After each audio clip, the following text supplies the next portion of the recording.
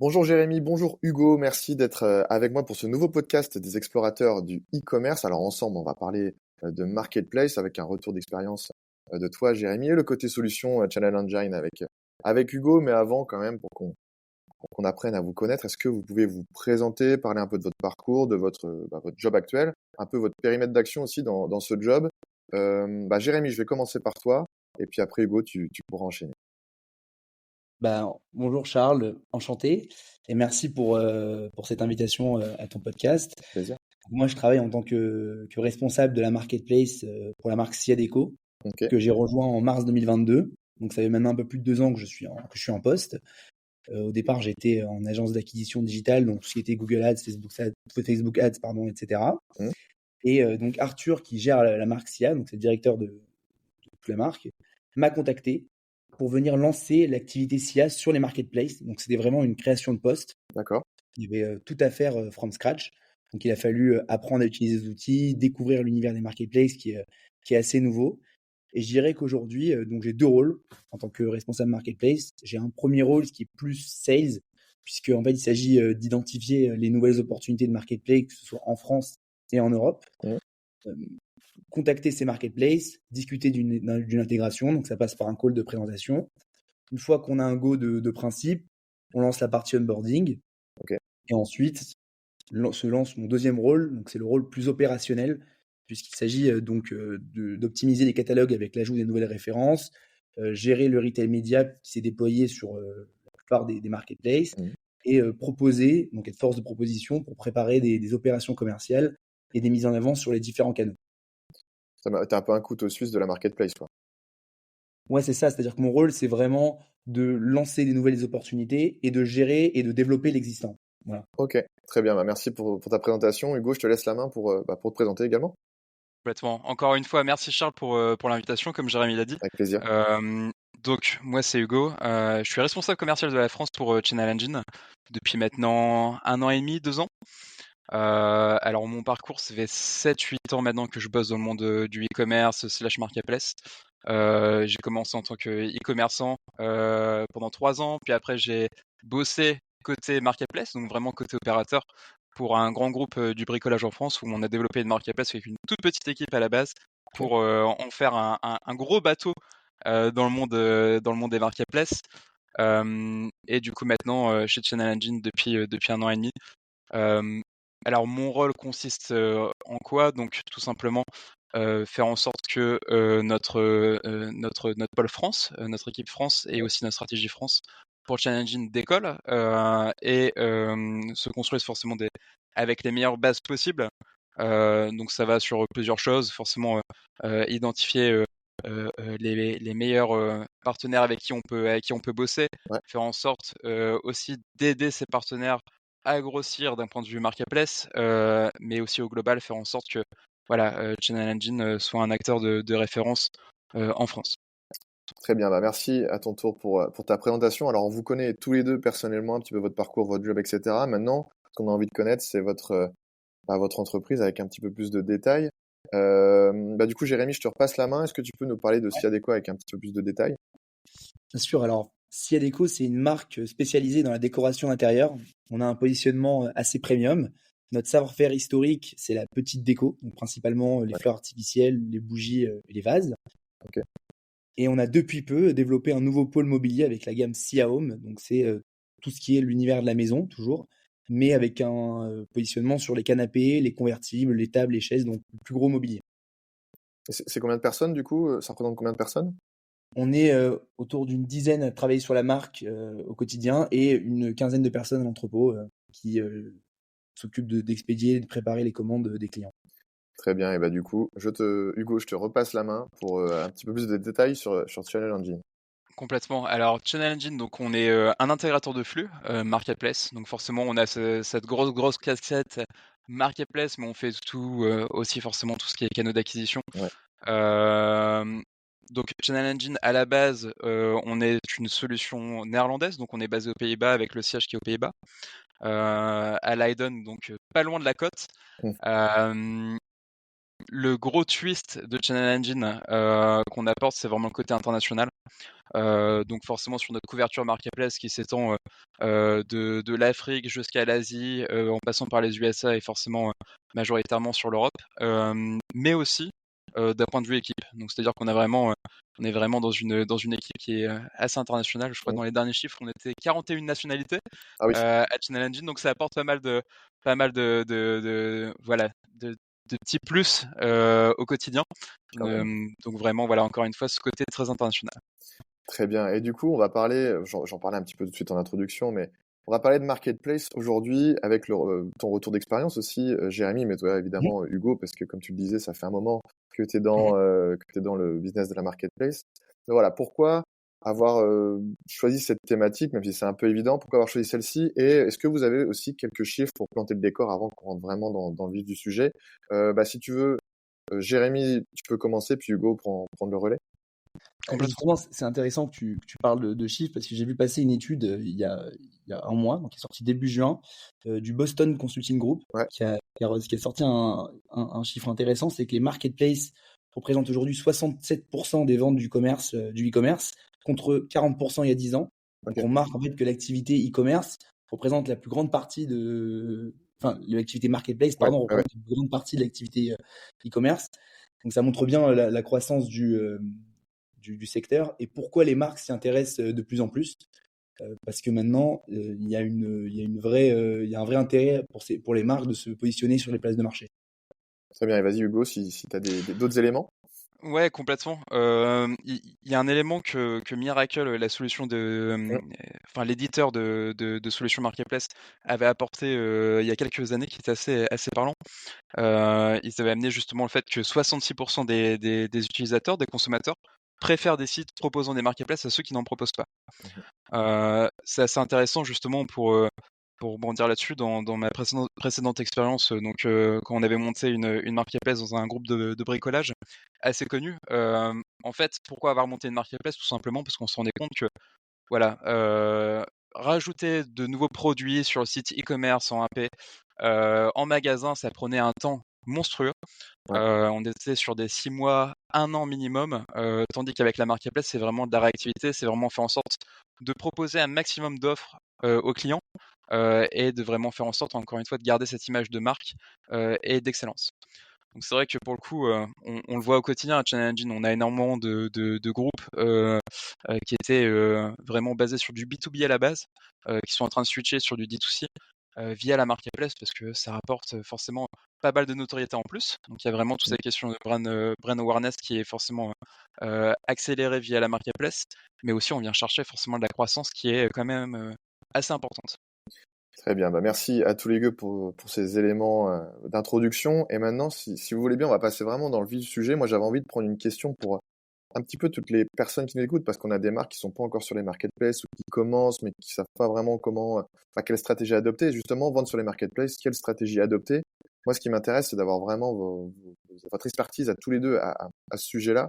Euh, et justement, j'avais une première question pour toi, Jérémy. C'était, Mhm. bon, c'est Ouais. une question toute bête, mais tu nous en parlais un petit peu quand tu te présentais. Mais depuis quand, chez Siadeco, vous vendez sur les marketplaces et sur quel marketplace vous vendez? Comment est-ce que vous faites ce choix, etc. Alors, on vend sur les marketplaces depuis mon arrivée, donc en mars Voilà. 2022. Donc, ça fait un peu plus de 2 ans maintenant qu'on est présent sur les places de marché. On est présent sur 6 marchés. On est présent en France, évidemment, en Allemagne, en Espagne, en Italie, aux Pays-Bas depuis peu grâce à Channel Engine. On en parlera plus tard. Ouais. Et la Belgique. On est présent sur 12 marketplaces au total, Ok. avec l'activité B2C. Et on a développé d'ailleurs une activité B2B aussi pour les marketplaces. Donc, on a 2 marketplaces B2B. Donc, au total, 14 marketplaces qu'on gère avec mon équipe.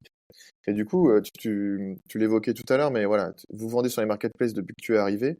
Et Mmh. justement, quand on t'a appelé, comment t'as exposé ça? Ok, tu vas arriver et on va lancer les marketplaces. C'était quoi un peu le point de départ de la direction? Bah, le point de départ, c'était le lancement d'un nouveau projet. C'était ça aussi qui m'a attiré chez SIA, c'est le fait qu'on parte de rien Ouais, finalement, qu'il fallait feuille blanche. vraiment que je développe moi-même toute cette partie-là, que je fasse moi-même la partie bizdev, que j'identifie les opportunités sur lesquelles on allait se positionner. Donc ce qui m'a, c'est l'argument, on va dire, de la direction, ça a été vraiment ce côté, c'est tout nouveau, ça va marcher, et on compte sur toi pour le driver, quoi. Ok, et du coup, comment... c'est peut-être une prochaine question, hein. Je vais essayer de regrouper les questions quand même. Mais si tu as des résultats à nous partager, donc tu nous parlais tout de suite 12 marketplaces dans 6 pays. Depuis ces 2 années, là vous avez quand même un petit peu de recul sur les résultats. Est-ce que tu en as des résultats à nous partager? Peut-être votre site e-commerce versus les marketplaces par Ouais, exemple? tout à fait. Alors, pour donner un chiffre assez intéressant, la croissance marketplace de 2023 versus 2024, sur la même période, on est à plus 130%. Ah oui. Le site pardon, est à plus 50%. Donc ça montre bien que l'activité marketplace, elle croît plus vite que le site. D'ailleurs, on prévisionne que d'ici fin 2025, l'activité marketplace représentera plus de la moitié de l'activité globale de la marque SIA. Donc l'intérêt, en fait, il est assez clair, c'est que on ouvre plus facilement une marketplace sur un nouveau pays qu'ouvrir un site sur un nouveau pays. Bien sûr. Donc l'activité marketplace, elle est scalable, et c'est ce qui fait qu'on croît à cette vitesse. Évidemment, maintenir cette croissance en ouvrant de nouvelles marketplaces, de nouveaux marchés. Et historiquement, on représentait un tiers du site lorsqu'on s'est lancé sur la première année, un tiers des chiffres de l'activité SIA. Et aujourd'hui, on ambitionne vraiment de représenter plus de la moitié en 2025. Très bien, merci Jérémy pour ces chiffres et pour cette transparence, hein. Faut le dire aussi, t'as pas peur de donner les chiffres, donc ça c'est toujours intéressant, c'est tout de suite plus Ah oui, concret. pas de problème. Est-ce que Hugo, tu veux réagir par rapport à ce que vient de dire Jérémy? Sinon, j'ai une prochaine question pour tous les deux, donc voilà, à toi de me dire.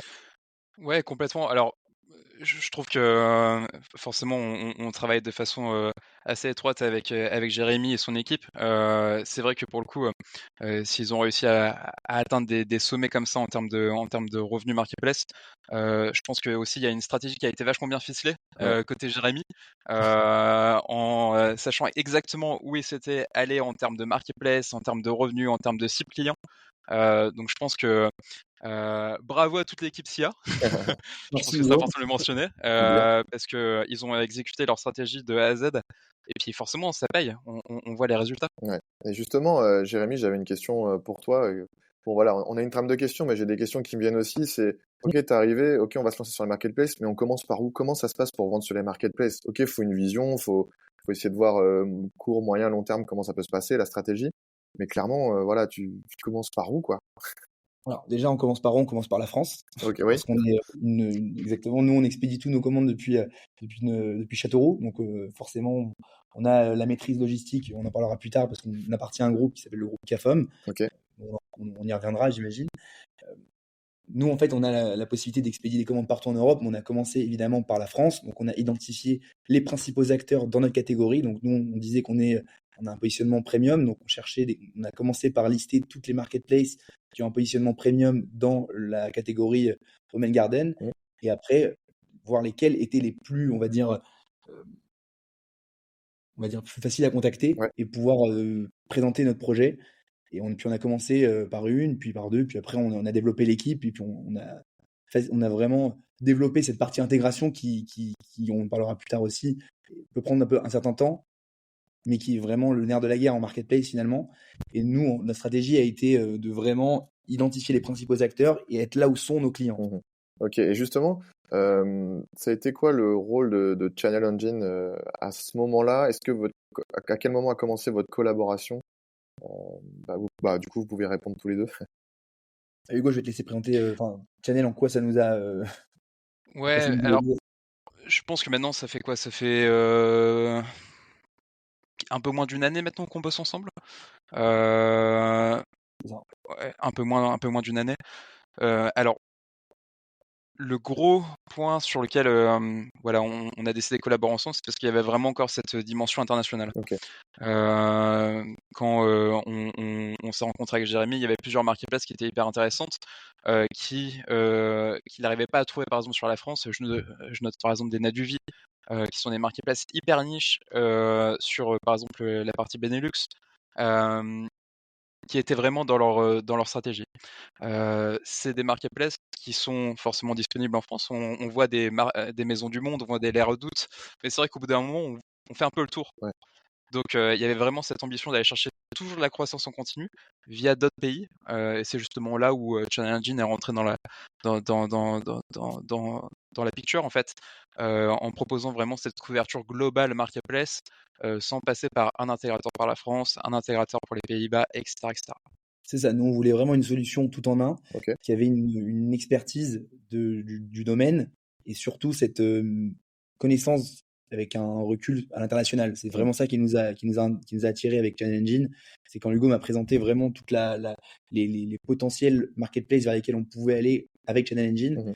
Donc nous tout de suite on s'est projeté. Et maintenant ça fait un peu plus d'un an, enfin un peu moins, autour d'un an qu'on travaille ensemble. Et puis on est vraiment main dans la main. C'est vraiment un rôle c'est plus qu'un simple intégrateur pour nous. Maintenant, Channel Engine, ils ont force de proposition pour toute la partie nouvelles opportunités. On est aussi pilote sur certains points parce que Channel Engine se lance s'est lancé sur la France récemment. Ok. Et donc, on a été vraiment très, très séduit par cette solution. Ok. Et justement, vous l'évoquiez tout de suite, c'est presque un an, on va dire, de collaboration. Comment ça se passe entre vous, même si vous avez déjà apporté quelques éléments, mais c'est quoi votre organisation? Comment ça fonctionne un partenariat entre un site e-commerce et un intégrateur comme Channel Engine? Ouais, si tu veux, je prends ce point, Jérémy, puis après je te laisse la parole sur compléter ce que je peux ajouter. Alors, il y a un mot que tu as mentionné, Charles, que j'aime beaucoup, qui est le mot partenariat. Ouais. Avant tout, c'est un partenariat, c'est-à-dire que voilà, on a un objectif commun. L'objectif commun, c'est de se dire, voilà, dès le premier jour de la collaboration, quel est, alors déjà, quel est votre target en termes de chiffres? Qu'est-ce que vous aimeriez bien atteindre en termes de chiffres? Mais aussi en termes d'audience, en termes de brand awareness, sur quelle marketplace aller. Donc il y a vraiment cette notion de partenariat qui est hyper importante chez nous. Mm. On a tendance à dire que on souhaite être l'extension de nos partenaires sur vraiment leur stratégie globale e-commerce. Comment c'est structuré? Donc Jérémy a un point de contact qui est ma collègue Elodie, Ok. qui est leur Customer Success Manager dédié, où en fait elle a vraiment un rôle stratégique sur comment amener cette croissance en continu, faire en sorte aussi d'atteindre leurs objectifs. Ok. Jérémy, je ne sais pas si tu as ajouté quelque chose là-dessus. Peut-être un peu plus développer ce point. Ouais. Justement, Ouais. tu mentionnais Elodie, avec qui on passe le bonjour, évidemment, avec qui on a décidé en fait de faire un point mensuel. Donc, tous les D'accord. mois, Mensuel. on fait un call avec Elodie et on passe un peu en revue les différents points. Donc, Elodie nous dresse les nouvelles opportunités auxquelles Channel Engine s'est plugué, les nouvelles évolutions de l'outil, s'il y a des innovations en termes de fonctionnalités, les sujets en cours, parfois il y a des sujets support qui traînent un petit peu. Donc, Elodie prend le point et nous aide à les clôturer. Et éventuellement, et toujours, voilà, cette partie chiffres, puisque Challenge Engine, comme on le disait, est un partenaire. Et donc, Hugo, très souvent, me suit nos chiffres de près, Ok. comme s'il travaillait avec nous, enfin, comme s'il travaillait pour nous. Et c'est assez sympa de voir que Channel est soucieux vraiment de la réussite de ses clients. Ouais, on sent que vous êtes vraiment main dans la main. Et j'imagine que de ton côté, Jérémy, si tu as besoin d'infos, tu peux les contacter pas qu'une fois par mois, quoi. Tu peux les avoir Ah oui, non, directement. ils sont assez réactifs, soit par mail ou même par WhatsApp. Ok. Vraiment, dès que j'ai une question, que ce soit technique, que ce soit sur une marketplace, je sais que j'ai la réponse dans l'heure qui vient. Ok. Très bien. Et du coup, ma prochaine question, c'est peut-être une question bête, hein. Bon, même si on n'a pas des questions bêtes, mais moi, je me dis, admettons, je suis un site e-commerce, j'ai envie de me lancer et tout, mais combien de temps ça prend pour se lancer sur les marketplaces? Alors, vraiment pour débuter une stratégie, hein, je dis pas d'être mis sur toutes les marketplaces, mais voilà. En gros, combien de temps ça prend? Je me dis, ok, go, j'ai pris la décision, je vais me lancer sur le marketplace. Combien de temps ça peut prendre pour vraiment être go et être référencé? Alors, je vais prendre ce point. J'imagine que je pense que je suis assez, j'ai assez de marketplace maintenant à mon actif pour y répondre. Malheureusement, il n'y a pas de réponse, on va Ah oui, dire, absolue, parce qu'il y a plusieurs facteurs qui rentrent en compte. Je dirais qu'il y en a deux principaux. Le premier, c'est la qualité du flux source, c'est-à-dire que comment agit Challenge Engine? Challenge Engine se connecte à notre CMS, donc on utilise Shopify par exemple, ok, et vient récupérer les informations de nos produits, donc que ce soit les images, les prix, les stocks, les descriptions, etc. mhm, Et donc plus ce flux source est bien renseigné et structuré, et plus les informations sont renseignées sur nos produits, plus Challenge Engine va pouvoir faire le matching et pouvoir l'envoyer sur les marketplaces et donc faciliter la validation du catalogue par les marketplaces. ok, C'est la partie technique. Il y a une partie aussi, on en a pas parlé, mais importante, c'est la partie KYC, Know Your Customer, qui est obligatoire. C'est une partie administrative qui prend en général 1 à 2 semaines, Ok, mais c'est vraiment toutes les marketplaces doivent passer par cette partie KYC. Et le deuxième critère que j'évoquais tout à l'heure, c'est la sélectivité de la marketplace. bien sûr. C'est-à-dire qu'on va avoir deux types de marketplaces. On va avoir des marketplaces plus généralistes, type Amazon, Cdiscount, qui ne prêtent pas vraiment d'attention à la validation des produits. C'est-à-dire qu'on envoie nos produits et là, on va dire que le KPIs des KPIs qui vont être suivis vont être plutôt les KPIs de service client et de respect des délais de livraison. Donc là, la validation du catalogue va être plus rapide que sur une marketplace comme Maison du Monde, par exemple, avec qui on travaille, qui valide les produits donc un par un pour être sûr qu'elle ne cannibalise pas avec la stratégie de Maison du Monde. Mhm. Donc Ok. là, l'intégration peut être un peu plus longue puisque les produits sont validés un par un. Donc je vous laisse imaginer quand vous avez 500 à 1000 références à intégrer, ça peut prendre du temps. Ouais. Mais en moyenne, je dirais qu'on est autour de 3 à 4 semaines. Voilà, D'accord. tu es d'accord avec moi, Hugo? Ouais, je pense que c'est à peu près le délai en moyenne. Et encore une fois, tout dépend si on a déjà un petit dossier sur notre PC KYC prêt à être envoyé au marketplace. Clairement. C'est vrai que certaines marketplaces sont assez longues en termes de validation. Euh, Aussi, un gros point qu'on remarque côté intégrateur de flux sur vraiment les derniers mois, dernières années, qui a pas mal changé, c'est que les marketplaces resserrent vraiment la vis sur leurs critères de sélection Ok. de nouveaux partenaires, mais aussi de nouveaux produits, ce qui n'était pas forcément le cas il y a encore 3-4 ans.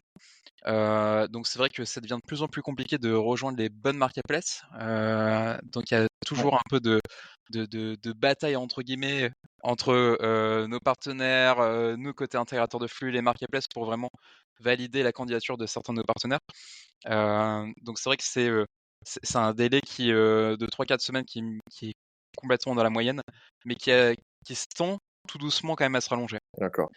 Et je rebondis juste sur un point, Hugo, intéressant, c'est que ces marketplaces sélectives, très souvent, préfèrent quand leurs clients, leurs futurs partenaires travaillent avec l'intégrateur, Ouais. puisqu'ils savent Ouais, que c'est carré. la partie, ouais, ça va être mieux fait en termes de contenu, de catalogue, et même en termes d'opérationnel. La gestion des commandes se passe en général mieux quand on passe par l'intégrateur qui automatise toutes ces tâches, plutôt quand on est sur du manuel. Ouais. Toute cette question de structuration dont tu parlais tout de suite aussi, j'imagine. Complètement. Et aussi, tu vois, il y a un point, comme Jérémy l'a dit, passer par un intégrateur de flux, en fait, le problème, c'est que les marketplaces, on va prendre, bah, tu l'as cité, Jérémy, un Maison du Monde. Un Maison du Monde, en fait, ils mettent quand même leur image de marque entre les mains, en fait, de partenaires tiers. Donc c'est vrai qu'ils ont besoin d'avoir cette garantie que les commandes soient expédiées en temps et en heure, que le stock soit accurate, qu'il n'y ait vraiment pas de bug là-dessus, qu'il n'y ait pas de commandes passées avec un out of stock. Ouais. Donc c'est vrai que les marketplaces ont vraiment ce besoin d'avoir un intégrateur de flux qui soit dans la boucle pour aussi garantir cette expérience client qui est nécessaire pour leur image de marque. Ouais, l'intégrateur, au final, rassure les marketplaces, en quelque sorte. Complètement. Ouais. Et j'avais une question qui m'est venue pour toi, Hugo, pour travailler avec un intégrateur comme Challenge Engine, est-ce qu'il y a des prérequis à avoir? C'est-à-dire, est-ce qu'il y a est-ce qu'il y a une taille de business à avoir, une taille de chiffre d'affaires, un historique, etc. pour me dire demain je travaille avec vous, est-ce que c'est possible directement ou voilà, est-ce qu'il y a des prérequis à avoir? Alors, j'ai envie de dire qu'il y a pas de prérequis en termes de chiffres ou voilà, de business déjà créé. Il y a un prérequis qui me semble assez important, c'est vraiment de faire en sorte qu'on ait une ambition commune. Ouais. Donc, c'est-à-dire que ça nous arrive à Challenging pas mal de fois par exemple, décider de ne pas travailler avec un partenaire parce qu'on n'avait pas la même ambition commune Mmh. ou pas la même vraiment vision de là où on souhaiterait aller. D'accord. Donc pas vraiment de prérequis. Il y a peut-être des prérequis d'un point de vue technique, quand Ouais, même. ouais. Le plus important dans notre métier, on est un peu le pont entre les marketplaces et du coup, le back office, de nos partenaires. Complètement. Il y a un point quand même qui est assez important, c'est vraiment toute cette partie, hem, voilà, toute cette partie, back office. Comment on va se connecter, comment, faire en sorte qu'on va apporter une automatisation qui est la plus complète possible, de A à Z. Mais après, en soi, voilà, pas de prérequis de notre côté, à part cette ambition commune d'avancer sur vraiment du long terme. Pour tisser un partenariat fort comme c'est le cas entre vous d'aujourd'hui. Je crois que Jérémy, tu voulais réagir, non? Non, Ah non, non? justement, j'étais complètement d'accord avec ce que disait Hugo. Parce qu'on a fait, nous, c'est ce qui a fait qu'on est allé sur Challenging, c'est qu'on a vu vraiment qu'ils avaient cette volonté de nous aider à nous développer à Ouais. l'international. Et vraiment, eux aussi, c'était leur volonté à eux de se développer et développer le marché français. Donc, clairement, il y a eu un match qui a été fait entre nous. Très bien. Bon, bah, depuis tout à l'heure, on parle de stratégie. Tu nous parlais aussi, Jérémy, voilà, plus 130%, etc. sur un an d'un point de vue marketplace. Justement, quelle est la stratégie que vous mettez en place pour que ça marche? Est-ce que tu peux nous parler de tout ça, même si tu as déjà évoqué quelques points, mais si tu as d'autres éléments à ce sujet-là, et tes bons conseils aussi. Alors justement, tout à l'heure, j'évoquais le groupe CAFOM auquel on appartient. Donc, c'est une centrale d'achat qui a plus de 30 ans d'expertise dans la logistique et le sourcing dans l'équipement de la maison. Donc, grâce au groupe, on arrive à être le plus compétitif possible en termes de prix Ouais, et d'offres, donc que ce soit pendant les temps forts ou même en fil rouge. On garde l'ADN le plus créatif possible de la marque pour nos achats et pour l'assortiment de produits que l'on propose. Et également et surtout, on a des délais de livraison les plus courts ouais, possibles sur nos stocks. Donc en général, on livre un client en 48 heures avec un service client qui est réactif au quotidien. Donc toute cette partie-là, on maîtrise vraiment toute cette chaîne, que ce soit la chaîne logistique et la chaîne opérationnelle, pour pouvoir livrer la meilleure expérience possible aux clients. Parce qu'il faut garder en tête que finalement, en marketplace, ce ne sont pas nos clients, ce sont les clients des ouais, marketplaces. ouais, Et donc, ce point est très important puisque les marketplaces monitorent la partie service mmh, client, qui est vraiment le nerf de la guerre en marketplace, je dirais, en opérationnel, puisque ce ne sont pas nos clients. Donc, on doit évidemment les marketplaces suivent à la lettre ce qui se passe avec leurs clients et le service que leur propose. très bien. Et du coup, on va prendre la question dans l'autre sens. Quelles sont les erreurs à pas commettre? Parce que c'est aussi important. J'imagine que toi aussi, de ton côté, Hugo, tu en as vu des erreurs Ouais. qui ont été commises. Toi aussi, Jérémy, j'imagine que de temps en temps, ça peut t'arriver de peut-être prendre des Ouais, mauvaises non, décisions. Justement, ça c'est bien aussi de absolument. pouvoir en discuter. Est-ce que vous avez des conseils à ce niveau-là? Ouais, s'il y a Peut-être. vraiment 3 piliers, j'ai envie de dire, qui sont importants à respecter sur, voilà, quand on commence à se lancer en termes, sur les marketplaces.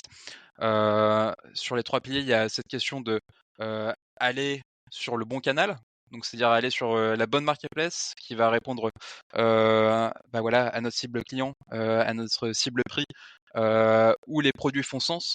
Par exemple, on va pas aller distribuer, de l'ameublement sur, une marketplace comme Decathlon, par Oui, exemple. Donc il y a vraiment des choses comme ça à vraiment avoir en tête, de choisir le bon canal. S'il y en a un autre, heu, que je mettrai en avant, c'est aussi d'avoir une sélection assez précise par marketplace. Donc c'est-à-dire qu'il y a quand même une notion de marge à respecter, de profit ouais, par marketplace à prendre en compte. Donc vraiment distribuer les produits qui font sens sur les marketplaces qui font sens.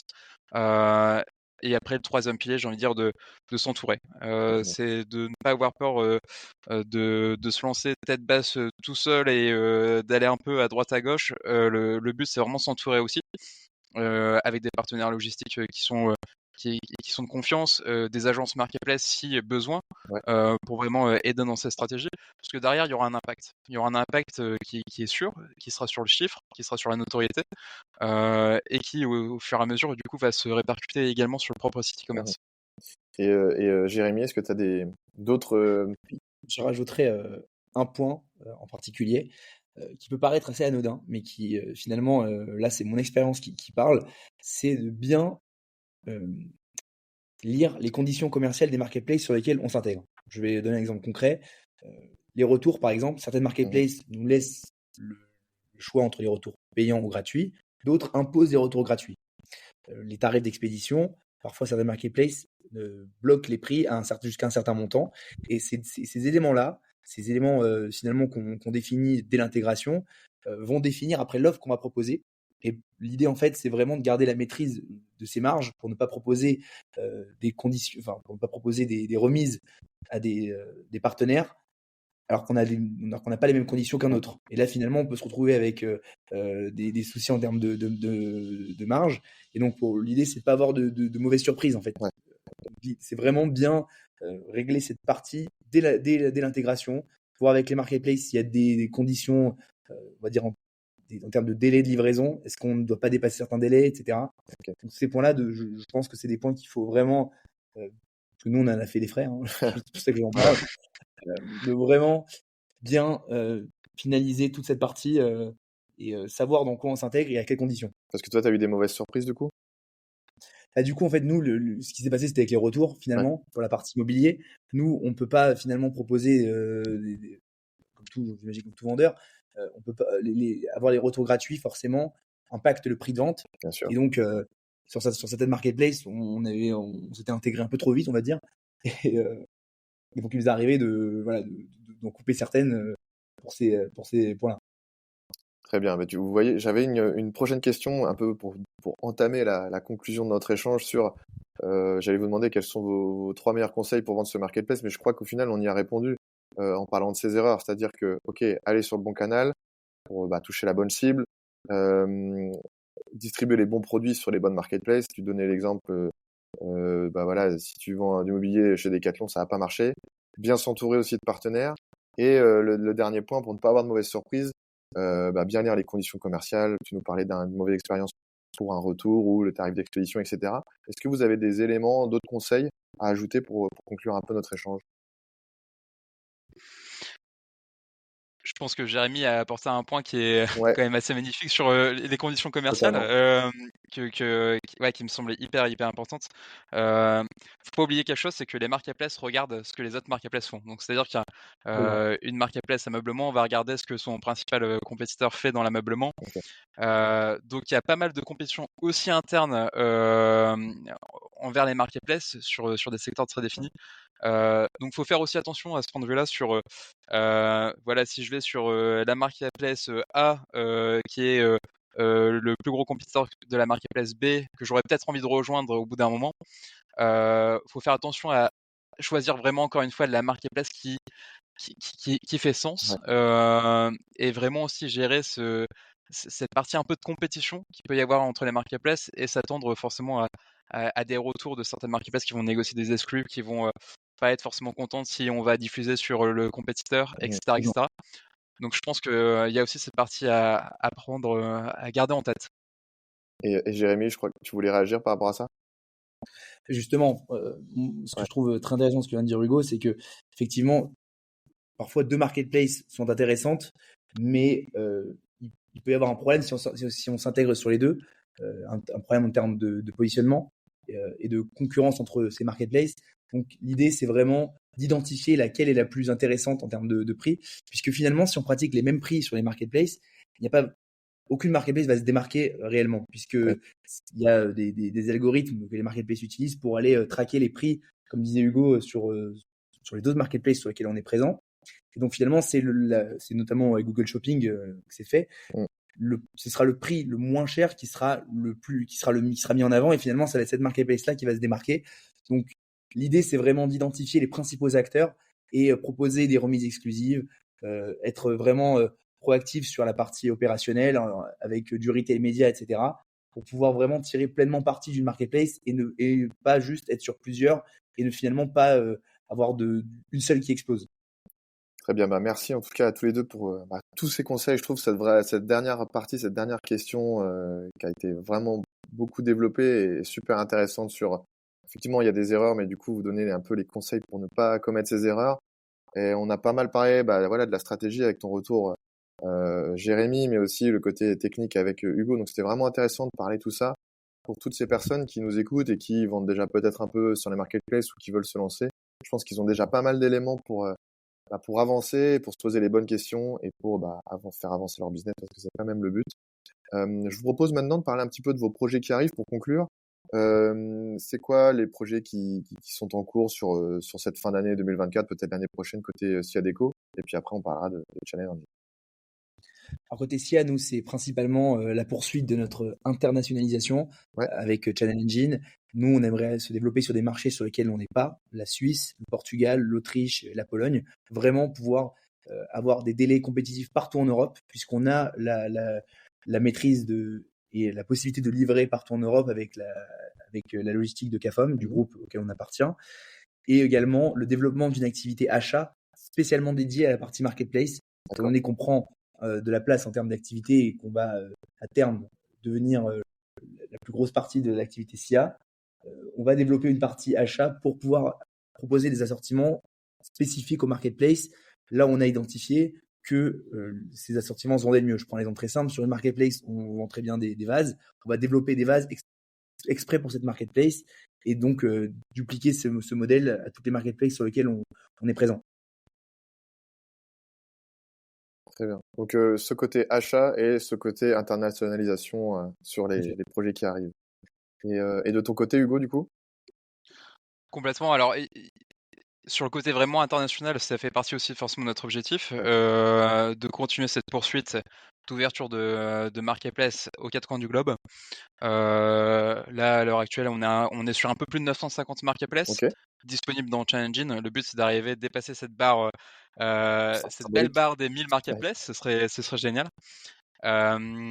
En notre projet, donc forcément, il y a toute une partie setup de la marketplace à faire dans ChallengeIn. Le but, c'est vraiment qu'on aide un maximum nos partenaires sur faire en sorte que le setup soit le plus simple possible et aller chercher du go-to-market sur certaines régions ou sur certaines marketplaces de façon assez rapide via un setup qui bat quelques records. Donc on a vraiment cet objectif côté IT aussi de faire en sorte qu'on puisse lancer une nouvelle marketplace dans ChallengeIn en moins d'une heure. Donc ça c'est le but, c'est vraiment de faire en sorte qu'on puisse setup tout sous une heure. Donc là c'est notre équipe IT qui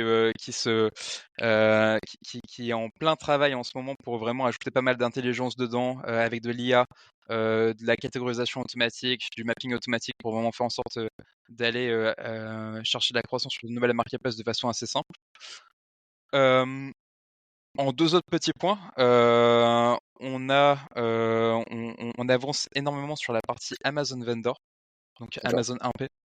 On a eu la chance de faire l'acquisition d'une boîte américaine qui s'appelle Retail Data Partner, qui était spécialisée purement sur les insights Amazon 1P, automatiser aussi cette boucle qu'on peut avoir avec Amazon 1P qui est assez difficile, donc au niveau du contenu, au niveau des chargebacks, des clawbacks, du dispute management. Donc notre but c'est vraiment de faire en sorte qu'on soit un intégrateur en fait 1P et 3P. Et le dernier projet, qui est un projet qu'on a amené sur les 6 derniers mois, c'est vraiment cette notion de pack produit. Donc comment aller chercher aussi de la croissance de façon intelligente sur les marketplaces. Donc au bout d'un moment, quand on a lancé tout notre catalogue sur les marketplaces, qu'on a tout optimisé, qu'est-ce qu'on fait? Et c'est justement là où on a ajouté cette feature de pack produit qui nous permet du coup d'associer 2 produits sans avoir aucun impact sur le back-office du client, et aller chercher voilà, de la croissance avec des packs produits sur les marketplaces. Je sais que ça fait 6 mois qu'on n'a pas échangé, Charles. Donc, tu vois, il y a pas mal de projets clair. C'est ce que j'allais dire. qui sont dans le pipe. C'est vrai qu'il y a toujours plein de choses chez vous qui se mettent en place. La dernière fois, j'aime bien poser cette question sur ce qui arrive et c'était pas du tout les mêmes éléments et on voit que ça avance. Et là, arriver à la barre des 1000 marketplaces, c'est vraiment beau et évidemment, que ce soit pour toi, Jérémy, mais aussi pour toi, Hugo, je vous souhaite vraiment de réussir tous ces projets en cours et d'aller encore plus loin sur les prochains mois, les prochaines années. C'est le but, c'est le but. Ah bah oui, c'est le but.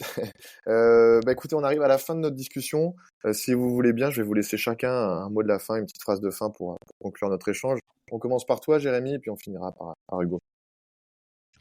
Ouais, en fait, nous, ce qu'il faut se dire en marketplace, et je pense que c'est ce que tout le monde doit avoir en tête, c'est que on a toujours des marketplaces vers lesquels il faut qui vont nous amener du chiffre. Donc, il faut vraiment passer du temps sur cette partie identification des opportunités.